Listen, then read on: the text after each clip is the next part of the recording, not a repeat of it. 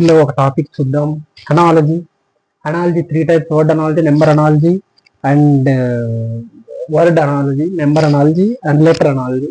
So ఈ 3 types లో మనకి ఏ క్వశ్చన్ అయినా ఇస్తారు. అనాలజీ నుంచి రైల్వే గ్రూప్ డికి 2 మార్కులు వస్తాయి.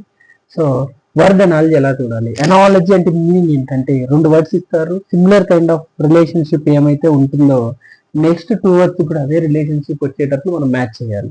సో ఎర్త్ సన్ కి రిలేషన్ ఏంటి? ఎర్త్ అన్నది సన్ సూర్యుడు చుట్టూ తిరుగుతుంది. అలా మూన్ ఎవరి చుట్టూ తిరుగుతుంది చెప్పు చూద్దాం? ఎర్త్ చుట్టూ తిరుగుతుంది. కార్ కి ఏముంటాయి? వీల్స్ ఉంటాయి, అంటే చక్రాలు ఉంటాయి. కార్ ఎట్లా మూవ్ అవుతుంది? చక్రాలతో మూవ్ అవుతుంది. బర్డ్ ఎలా మూవ్ అవుతుంది? వింగ్స్, రెక్కలతో మూవ్ అవుతుంది. Number analogy.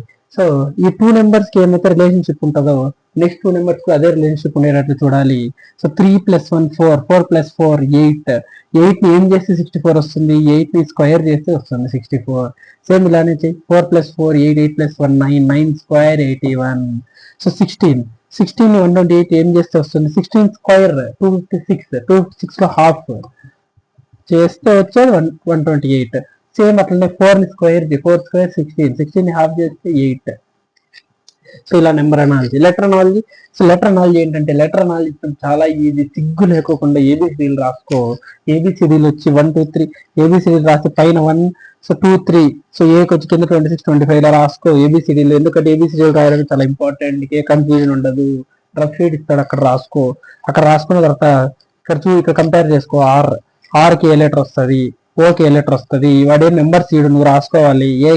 ఏ అంటే 1, డి అంటే 4, ఆర్ అంటే 18, ఓ అంటే 15 ఇలా రాసుకో. సో నెక్స్ట్ సో దీన్ని కంపేర్ చేసేదానికి ఏం చేస్తే వస్తుంది? సో ఇది 18 కి ఏం చేస్తే 21 వస్తుంది? +3 చేస్తే వస్తుంది.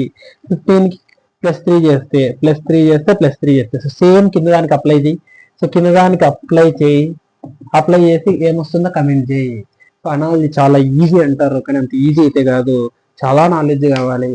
సో ఇది జస్ట్ బేసిక్స్ అనమాట. Let's see more questions.